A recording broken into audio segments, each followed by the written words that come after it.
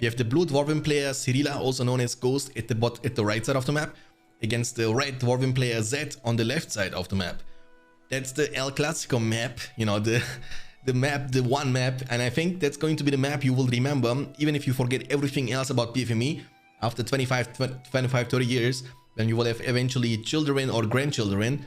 If they would ask you, hey, what do you remember about BFME games, you will say Forts of Isen. 2 mineshafts coming up for Dwarves, and also on the other side we see the same situation for Ghost, and he's building up the Hall of Warriors right after those 2 mineshafts. And Dwarven mirror match, they don't seem to dodge this one, and this can be actually quite interesting and also fun if they go for some different stuff. And trust me, they have a couple of options. So as for example, you can literally rush King Brand, who can be a very good hero in this matchup, but also you can get battle wagons on the field early on. And I believe battle wagons could actually have a huge impact, because when you play with Dwarven faction, it means most of the time quality over quantity, and with the battle wagons banner upgrade, you can make your guardians much tankier and also make them hit legit like an absolute truck. And again, the Dwarven faction cannot nullify leadership bonuses until they get King Dane on the field, and King Dane is like a wet dream because he barely happens, you know. He's expensive, he's sloppy, he's squishy. I mean, he's not really squishy, but I think he's not really worth it for 2500, you know, most of the time, and you need to also level him up, which is also not easy to level him up. We have a mineshaft coming up for Zed. He will be picking up the pikeman. I'm assuming he want to creep this troll layer right off the bat. In the meantime, well, Ghost 1 2 3 4, thanks for the follow, appreciate it. Welcome. Son Goku, thanks for tuning in. Son Goku from Romania. Okay, so Ghost is doing the same what his opponent is doing. He's creeping the troll layer at pretty much the same time. So Ghost is a little bit faster, about 5 to 10 seconds, which is not game changing or game winning, but it's definitely significant. Zed is gonna do the same. The creeping is not going that well for Zed though. He's taking a lot of damage. He was not using the builder well enough. And without the builder, creeping a troll layer is actually quite risky, you know? I needed the stream right now. Hey man, Commander Ford, glad you are here, my friends. And Shanks is never late, nor is Shanks early. The stream arrives precisely when it means to. He's creeping. He will also be capturing this in right off the bat. That will give him the chance to recruit those sneaky little hobbitses. And the Gollum is here for wring his filthy little neck. Okay, we might see some hobbitses. Keep in mind they are quite strong, you know. They can actually add so much increased DPS to the army. Only for 200 resources, they are cheaper than those guardians. We have now the Forge Works coming up for Zed, and that's not being the case for Ghost. So Ghost might build, might get King Brand up on the field. And I like King Brand a lot. I think King Brand is one of the best heroes, the most cost efficient heroes in the game. The slap shot from King Brand is a like area of effect damage ability, which can hit multiple units at the same time, and also it recharges quite fast. So you can use it multiple times in a minute. I think it has like 30 seconds cooldown, so you can use it again and again and again. Maybe in some fights you can even use it twice or 3 times. So Zed is creeping the work layer, and also this was the same situation for Ghost. So they are splitting the map in 2 pieces. Ghost is focusing at the top side of the map, while Zed is moving from the bottom side. But you can see clearly that Ghost is a little bit faster, right? He was creeping already, and he's already at the first mineshaft, and Rallying Call is going to be used. But he has no pikemen around this area. It means one battle wagon can actually mess up those guardians a lot. Does he have siege hammers? Is he going to go for this sneaky little... No. He has no siege hammers. The battle wagon is going to join the battlefield in about 3 seconds. The wall-ups are coming up. He's scared that he might go for the siege hammers. If you would go for the siege hammers, so with those 3 guardians, this would be game over. And that would be a lot of damage dealt now to Zed's economy. He will be losing 3 of the starting mineshafts, and that will be dropping him down all the way to 400 command points only. The battle wagon is finally on the field. Yes, he will be able to defend himself, but now it's the important question: how much damage can Zed deal in return? That's what is important. We have hobbits here, guardians here. They are here to body block the enemy units. They are placed right in front of the mineshaft. This way, the mineshaft cannot be attacked and targeted easily from Zed. And he might even be able to take down the Hall of Warriors. The question is, does he have rebuild? Yes, sir. And King Brand is on the field indeed, just like Silver was saying in the chat. And the rebuild is going to be available. will be used to save the Hall of Warriors. I don't think he can get the time. He doesn't have the time, and also need the units to take down the barracks anymore. And this would be overall a great situation for Ghost, I gotta be honest. Now, he did a better job. He was even able to save those Guardians. Did he purchase the banner? No. But he's now building up the second Hall of Warriors. Seeing the battle wagons means that he needs to now recruit some pikemen. But keep in mind that King Bran can also be used to constantly shoot down the enemy battle wagon and eventually force him to retreat.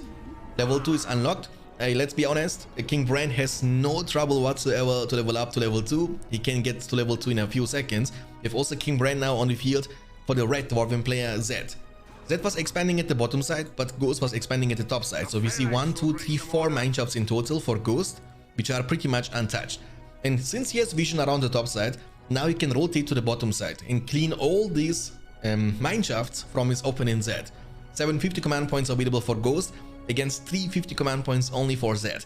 The macro play, but also the speed, is extremely important in a mirror matchup. And that's exactly the reason why he's so ahead.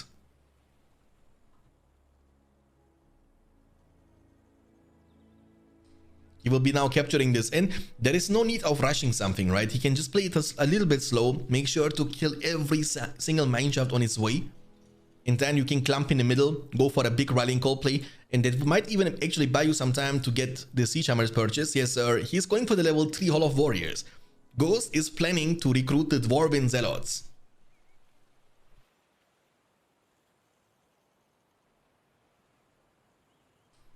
But in my opinion, that would not be even needed. Let's be real. That's a that's a bit too much investment. Remember, they cost each of them 1200, just like the fire drakes from the Goblin faction. They are good, don't get me wrong. They are extremely strong. They are hitting very hard. They can even take down the fortress in a few seconds. But I think at this point of the game, going for the Siege Hammers would do the trick, and it would be way less risky. So he has 2 pikemen, Hobbits and Guardian. That means the battle wagon can't really approach, but King Bran should be shooting them all the time. This King Bran is doing that. He was able to get level 4 already. Look at the minimap, boys. Look at the minimap. Do you see there's blue everywhere? In the middle, at the bottom side, at the top side. The dominance of Ghost is actually insane. He's up to 850 command points versus 350 command points. More than 100% more command points than his opponent Zed in the very first game. I always say in the very first game, it's a warm-up game, you know? You need to warm up your fingers, you need to kind of get ready. I think Zed told me that he didn't play for like 5 to 6 days. So if you don't play for like 5-6 days, then you are kind of getting a little bit rusty. And the first game can be considered as like a warm-up game to get into your, you know, original shape. Okay, the oil bottle on the ground, I don't know about that. I mean, the thing is, if you click them all together and you use oil barrel, they will be both casting it. Beautiful slapshot is incoming from the King Bran, by the way, from Ghost. And we will have now Dwarven Zealots upon the field, ladies and gentlemen. Look at this sneaky little guys. 4 units, they are also able to throw axes with level 2. And with level 5, the Berserker gang will increase their DPS and also movement speed. So a little bit, you know, like a small version of Gimli. So you need to kind of think about the Zealots like they are like mini Gimlis. 4 of them. They have the same abilities. They can throw axes. They can also use the Slayer.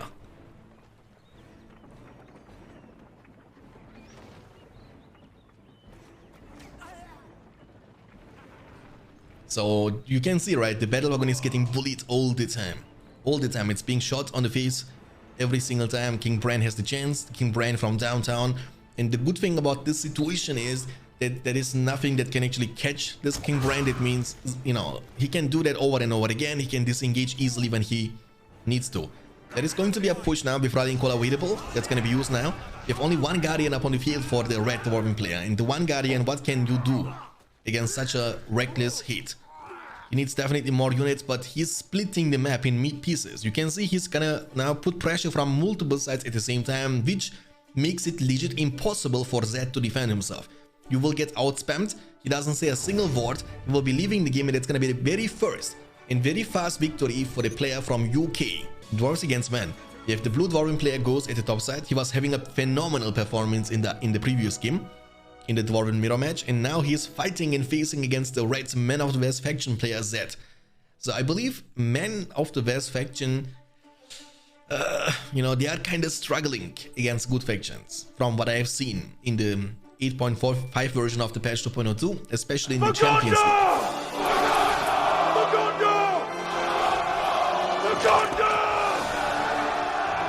For Gondor, we have a double farm into the barracks opening for Zed, and we have the same situation also for Ghost. The 2 mineshafts into the Hall of Warriors. But let's talk about this map first. This is how the map is looking like, boys. So pretty new map from Power Potato, from BFME 2, and luckily for us, we can use all these maps also in Rise of the Witch King. There is a war clan.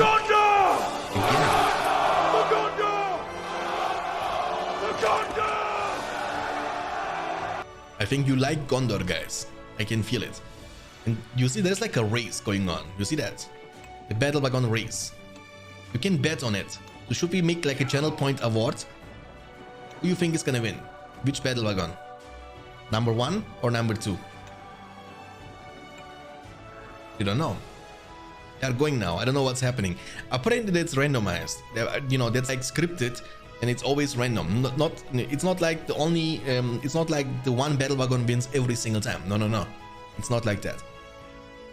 Big map, yeah. You have like a pathway, a big one in the middle of the map, and also around this side. I mean, to be honest, there are only like 3 entrances, and they are not very big, right? You can kind of block them.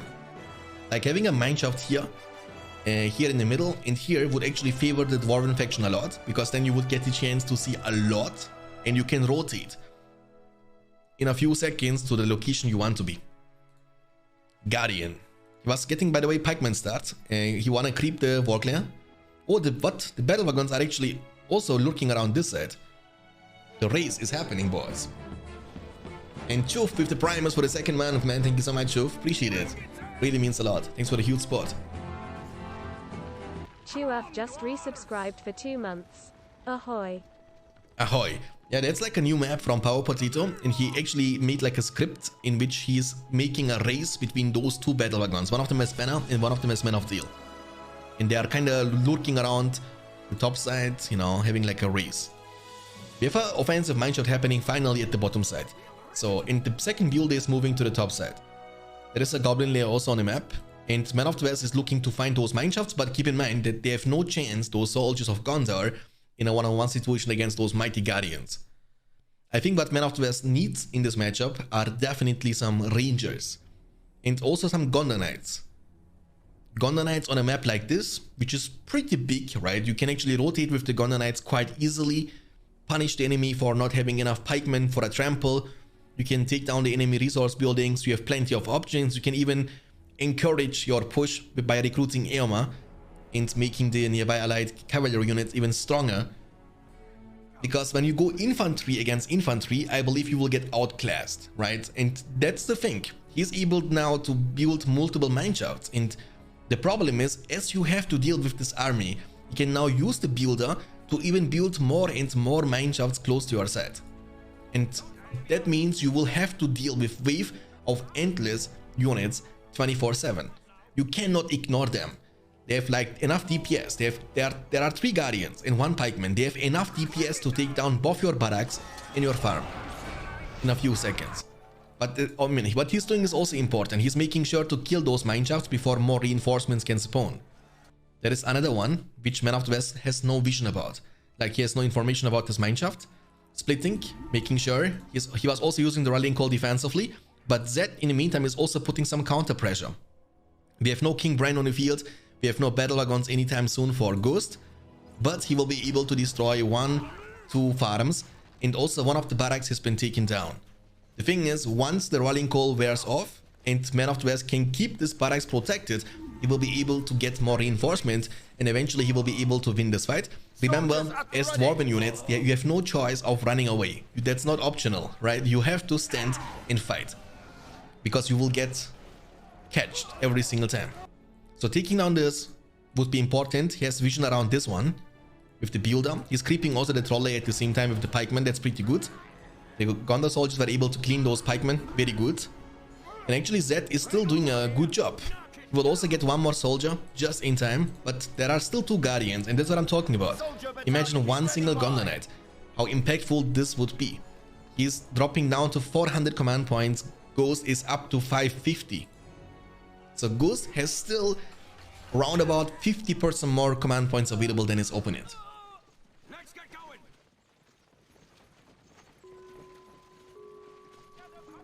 And yeah, he lost both the barracks too. That's very unfortunate. That means no unit production as we are talking.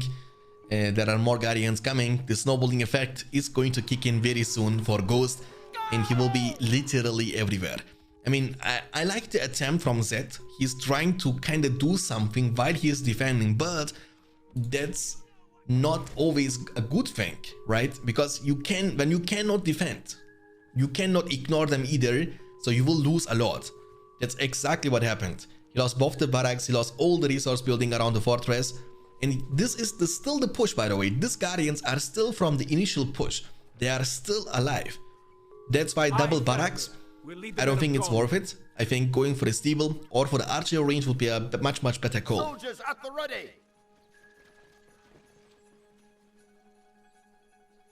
We come to protect Middle Earth. Maybe even a statue would be nice, you know what I'm saying? When you have like double barracks here in a farm, maybe build a statue the second you see them coming. Then you have additional damage and armor leadership. And you have like one archer, two archers shooting them down. You put like pikemen in the porcupine formation to tank the damage. Try to absorb as much damage as you can to keep them away from your archer range or barracks. I mean, long story short, I believe you need to play it a little bit more carefully and defensively. But he was going all out, you know? He was trying to deal some damage in return, but unfortunately, Gondor soldiers are not as strong as those Dwarven Guardians. Faramir, look this dude. He's just, you know, he's like, I'm trying to show my quality. 375 command points only for men and 700 for Dwarves. I mean, that's the only level 2 farm remaining on the field, by the way, from Zed. And it will be also slowly but surely. I mean, that's one Guardian, man. I'm telling you guys. Now you can hate Dwarves all you want, but if they get the chance to attack your building, holy moly, they will burst it down in a few seconds. One Guardian, while Faramir is shooting, while soldiers are defending. So the only weakness is to get there. But once you do that, I think your DPS is unmatched. Farm has been taken down. 8 power points in the bank. He's dropping down to 250 command points only. And Ghost is up to 800. 800, boys.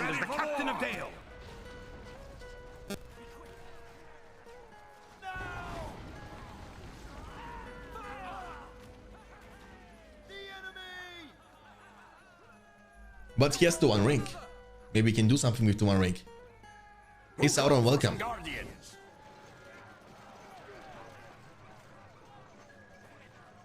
The new maps in map pool are really bad, but it's still better than having the same maps over and over again.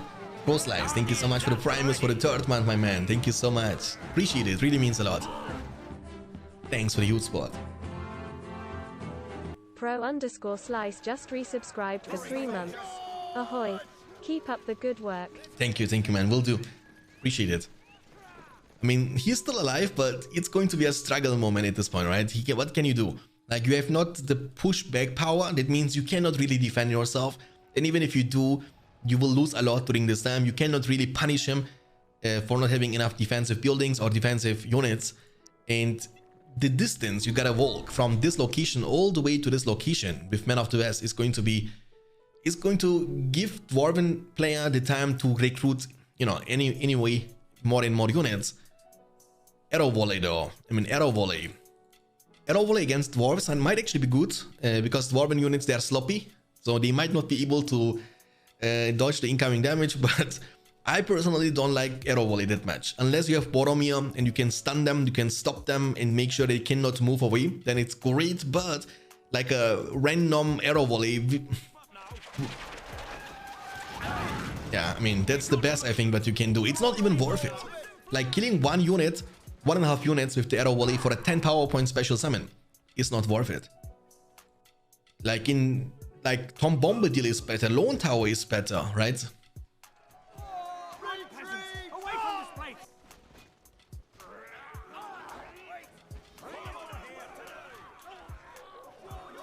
Faramir is level 3.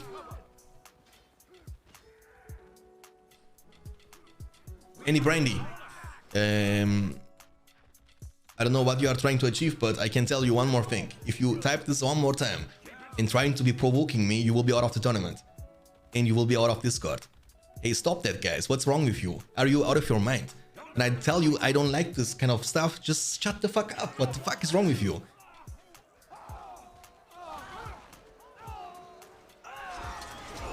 Rallying code has been used. Like, you are like a children, you know? Hey, don't do that. I'm gonna do it now. I'm gonna do it now. Let's see what happens if I say it now. Let's see what happens if I type it now. What the fuck, bro? What the fuck? You know?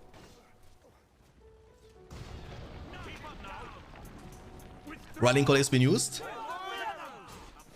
Archer range is going down, and Zed is not gonna say a single word and leave the game. We have the blue Isengard player Ghost at the top side. He is undefeated today against Zed, who is now playing the Mordor faction.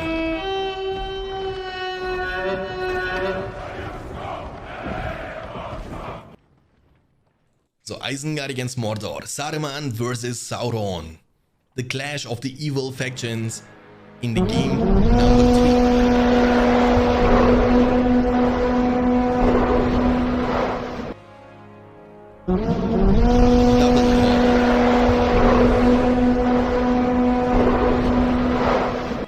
Two furnaces into the Uruk pit coming up for Isengard, two slaughterhouses into the Haradrim palace coming up for the Mordor into the third slaughterhouse. I think the Mordor player actually heard the Haradrim horn from Legio. That's why he's building the Haradrim palace against Mordor, against Isengard. I don't think it's a good strategy though. I don't think so. Kribin is going to be used from Ghost, so to scout, to see what is going on the map.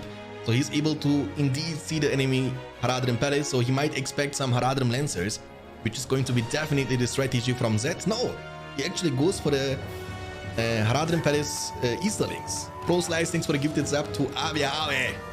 Awe Awe. Thank you for the second gifted sub, my man. Thank you, appreciate it. Means a lot.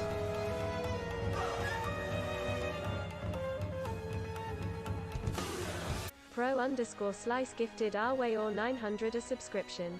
What a monster. Pro_Slice gifted a tier 1 sub to RWK 900. Oh yeah. They have given 2 gift subs in the channel. Oh yeah. 3 Haradrim Palace, Orc Pit number 1 into the Orc Pit number 2. That's what we do. War Chant is available for What? War Chant is available for Mordor. Okay, it's a War Chant opening for Mordor and Kribin opening for Isengard. I mean, to be honest, I don't even think that War Chant is a bad pick against Isengard, especially if you see the Kribin being used early on. Picking Eye of Sauron after you see the enemy Keef Bats is kinda like a bad thing, because keep in mind that Keef Bats, or in this case Kribin, is able to shut down the entire effect of leadership from the Eye of Sauron. Pikeman opening for Isengard, he's going to creep the Warclay in the middle of the map. In the meantime, the Easterlings are doing exactly the same at the bottom right side. Haradrim Palace level 2 is not incoming yet, so he's actually recruiting more and more Easterlings. But yeah, I mean, that's going to be good now for the Warg Pit, for the Warg Packs or Warg Riders. But keep in mind, I believe that the Isengard Pikemen are stronger than those Easterlings. And Orcs are going to get outclassed big time by the Urukai. Crossbowmen opening. Crossbowmen are also great to deal with the Orcs. So if they are getting sent out 1 by 1 or 2 by 2. Now I want to see this actually. I don't know who's going to be stronger. I think the Isengard Pikemen are better. What is the money? Let me check. They cost 300, yeah. 300 and they cost 400. So they need to be actually better. Or are they? But now it's a 1v2 situation. They seem to be equally fast. That means they cannot catch them really, right? Why is he not creeping that? What? Did you press Q or something on the keyboard? They all walk at the same time, you know? Thanks, I love you. Thank you, man. Appreciate it. I love you too. Maybe we can play next round with Ghost in this week. Yeah, sure. When you can. Yeah, definitely, you know? That's better this way. But the thing is, Moki, if you play now with Ghost and one of you guys moves to the quarterfinals, then you need to eventually wait a long time until your opponent in the quarterfinals or in the semifinals is going to be ready, you know? Get the money, dudes. Get the money, please. Kappa. Hey, Balls Deep, get a gifted sub. I will give you a sub, Balls Deep, after this game is done. Congrats on 35,000 points.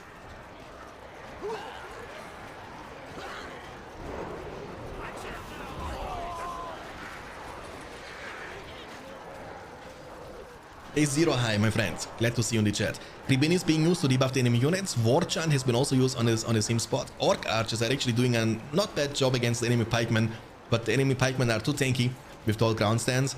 Crossbowmen are dealing a lot of damage. The pikemen are trying to disengage. They should be able to get away because, again, they are equally as... Oh, but the Corsairs, though, the Corsairs are running them down. And they are so fast, to be honest. What the heck? I didn't see that coming. Corsair start. Like off-meta build.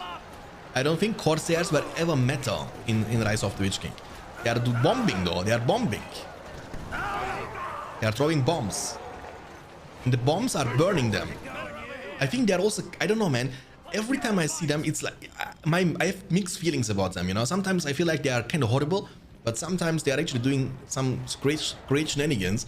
And I don't know if they are good or not. But I can tell they are actually expensive. They cost 350 each, and you need to get your Haradrim Paris to level 2 first in order to recruit them. Zed is doing not a bad job in this game. 500 command points against 450. Only 50 command points differential, but one Urukai was able to sneak through, and that's bad. And he doesn't want to recruit any of the Haradrim Lancers. He doesn't want to do that. He keeps getting more Easterlings and Corsairs. We'll be capturing now the Signal Fire in the middle of the map, but losing this for no reason. He's giving it up for no reason. That's minus 50 command points without dealing any damage to these Uruks. They can keep doing.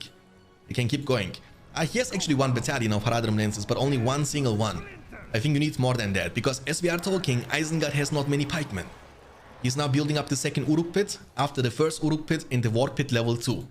He has Warg Riders on the field, 2 of them. And yeah, but the thing is, Mordor has a lot of Easterlings to counter the enemy cavalry. So he is putting a lot of pressure, but the thing is, he is not positioning himself well. You see how many orcs are not able to attack those Uruks, and they will actually be able to destroy the slaughterhouse, which was almost level 2. That is painful. PowerPoint wise, we have 1 PowerPoint collected after the Warchant and Kribin, 500 command points in the bank for Ghost, 450 command points, and 6 PowerPoints collected after the Warchant for the Mordor player Zed. So Zed doesn't want to go for the Eye of Sauron, which I think is going to be a great call, because then you can have the double buff, right? You use Eye plus Warchant, so if the Kribin is on cooldown, you can make a great use of that, and your Corsairs plus Easterlings, they can become more beefy, tanky, and also deal way more damage. Oh, but the cavalry comes from the top side. And once again, you see the placement. Like, you want to micro, man. You don't want to right click on them. You see how they are getting body blocked by their own slaughterhouse? That's so painful. That's so painful. Imagine him losing this. What you want to do is you want to click them on the spot. You don't want to right click on them. You want to click them on the spot, make sure to get behind them. This way more units are able to attack them. Volab is building up to save the builder. All will be used on these Warg Riders to defend against Orcs. Warchant has been used, but this has 0 pikemen included. It means I don't think they will be able to survive. But maybe you can take down this level 2 furnace. If you can take it down, it will be actually quite big. But the Warg Riders are here and they are saying no, no, no, no, no, no, no. 1 trample is all it takes to kill the front line. Oh, that's gonna be close though. Oh, nice trample one more time. Ghost is actually on point with his micro. That might be just enough to save it. Nah, close but not close enough. The level 2 furnace has been taken down. It means one of the level 2 furnaces from 2 has been taken down. It means minus 75 command points for Isengard. The furnace in the middle has been taken down. Isengard now is actually dropping down to 500 command points. He has 7 power points collected after the Warchant in Kribin. And Mordor is able to catch up with the command points department. He's up to 475. He has 5 power points collected after the Warchant and Eye of Sauron 10. Will give you the chance to get Industry power points unlocked from your spellbook. But also, I don't think... I mean, Industry is not bad. It got nerfed this patch to version 8.5, which was like more or less like a direct nerf to the Mordor faction, right? Because Mordor was the one faction which was always trying to go for the Industry power spike. And yeah, I mean, obviously Isengard is also Industry, so it's also a nerf to Isengard, but it's affecting actually Mordor much, much more than it is affecting Isengard. So Mordor is using Eye of Sauron, which is completely getting negated by the enemy Kribin. The Warg Riders coming in clutch for a beautiful trample, getting inside the jeans and taking out those Orc archers. What is the plan though? What is the transition? I don't know. Like, what are you supposed to do? I think Easterlings and Orcs only cannot win you the game. Maybe some Trolls could be nice. I think fear effects against Isengard can also be quite busted, because Isengard will struggle quite a lot to get fear resistant. You need to recruit Saruman and get him all the way to level 5, which is not easy.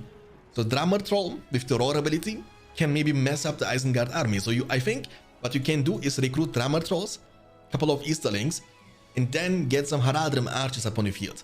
I think they are much better than crossbowmen. And with the Easterlings, you can keep them protected against enemy Wargliders. And if they should come anywhere close, you can use Roar ability and make them run into different directions, you know? 575 for Mordor and 650 for Isengard. Pikemen are protecting those crossbowmen. He has now more and more pikemen. There is the Warglider army, 3 battalions, and there is 0 defense for Zed. 0. He keeps letting or leaving those slaughterhouses and also his own side of the map wide open for a potential attack. That causes him to lose multiple slaughterhouses over and over again. And I think that's not what you are trying to achieve here. The Easterlings, they will be taken out. They won't be able to finish off the furnace. And yeah, the pikes are catching. You see, that's the difference between Isengard and Mordor. Isengard always has some units to defend himself. In every location, he has army here, army in the middle, army at the top side, pikemen. So he's not giving up any of the furnaces for free. He's permanently pressuring the Mordor army. But Mordor is not doing the same thing. Mordor keeps losing those slaughterhouses for absolutely no reason.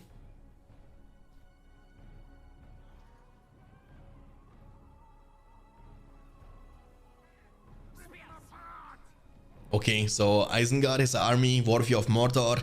This army is looking scary. We have multiple pikemen, crossbowmen on the field. No Uruk-hai though. I mean, he has no Uruk-hai anymore. He has only crossbow, pikemen, and Wargliders. I don't think you need Uruk-hai at this point, but Uruk-hai are always nice. Solid front line. There is a Mouth of Sauron. Also a hero we don't get the chance to see very often. I think he's pretty good with the debuff level 4, which can kind of turn the fight into your favor. But the army is looking big, but keep in mind that these are mainly orcs. So what can orcs do against this many crossbowmen and pikemen?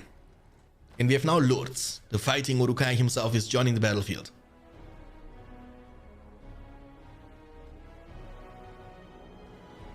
Google. In Google type how to download BFME 2 and Rise of the Witch King. My videos got removed from YouTube, unfortunately, because of somebody was reporting them, unfortunately, you know. And they are kind of distributing illegal stuff, and I'm literally showing you how to download games for free, which are not supposed to be for free, and for that reason somebody was reporting them multiple times, and all my download tutorial videos got removed. Sucks. I even got 1 week ban from YouTube for that reason, you know. So I cannot do that again. If I do that again, 2 weeks ban. If I do that again, it's going to be permaban. Google doesn't like happiness.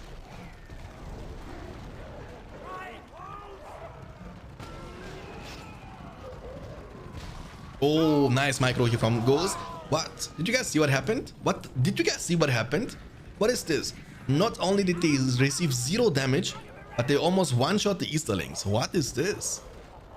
Sometimes there is so much random stuff happening out of no reason in this game, which is kind of, you know, it can kind of get you wild, you know? It can drive you crazy. This random stuff. Big push. Oh, can do it. Get dismounted. Why would you get dismounted? Pikes are not even close.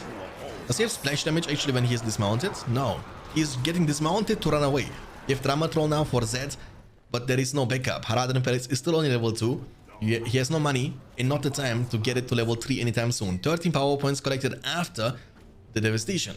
Mordor has industry on this one, which is important. 116 you get from it. So keeping this alive is extremely important for Mordor.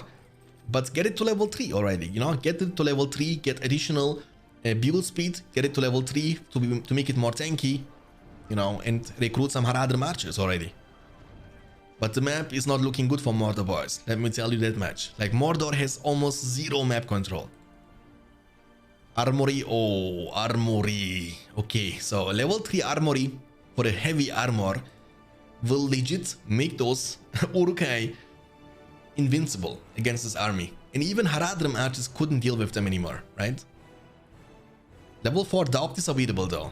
But you see, these are only orcs, man. And 1 Easterling, 1 Corsair, and 2 orcs. Wargen has been used. Roar is available, so he's leading the army. They have leadership now, as we are talking. And Isengard has Kribane on cooldown. That means they have double buffed army, but look at this. He's trying to kill the Drummer Troll. Drummer Troll is actually getting bullied by the Crossbowmen. Crossbowmen are going to be able to kill it before the Drummer Troll gets the chance to use the Roar ability. The Freezing Rain is going to be available now. Will be used right off the bat to deny enemy leadership bonuses. Also make them weaker. It's like a permanent active Kribane on top of the entire map, you know. You lose a quarter of your damage, a quarter of your armor. It makes those weak orcs even weaker. They will even freaking die to Lumbermill workers at this point. That's how weak they are. Lourdes is level 2. Level 5 unlocks his leadership to make those surrounding units even stronger, but I don't think he needs that. Armory is level 2 for the Forged Blades. So Forged Blades on this pikeman and eventually on the Warg Riders. I like the way what he's doing, you know. He's always doing something. He's pressuring from multiple sides. He's defending himself. And that's why he has like level 3 furnace here, level 3 furnace here. Siege Wargs here, level 2 for the Ballista. Huge army clumped together. Mordor has no power to deal with that. And Ghost, I believe, after this game, will be the 3rd player moving on to the quarterfinals. And getting 1 step closer for the cash prize, but keep in mind that getting to the top 10 spot all alone is going to get you some money. But being in the quarterfinals opens many more possibilities for greater cash prizes. And I think Ghost, if he wins against that, he will be facing against Mr. Smog in the quarterfinals. That's going to be actually quite fun. Roar will be used. Haradrim Archers, but a little bit too late. Beautiful trampolines incoming from the Warg Riders. Haradrims, you need more of them. You need Easterlings to protect them. But you see, they have like the Forged Blades. And hell, man, they are looking so sexy with the red blades. Drummer Troll is using his belly to attack. Lourdes is going in Carnage mode and taking and wiping out those Haradrims in one single hit. With the splash damage, you can even hit. Well, you are so much better. I mean, he's at least giving credits to his opponent and good luck for the next, good luck for the rest of the tournament. Zed, you are still in the tournament, my friend. You are in the losers bracket. You can still work your way up. And very nice sportsmanship. That's what we like to see in BFME games. And congrats on Ghost to advance to the quarterfinals. And he's looking very strong. So Smoky should definitely not underestimate him. And it's going to be a fun match because it's going to be Old Expert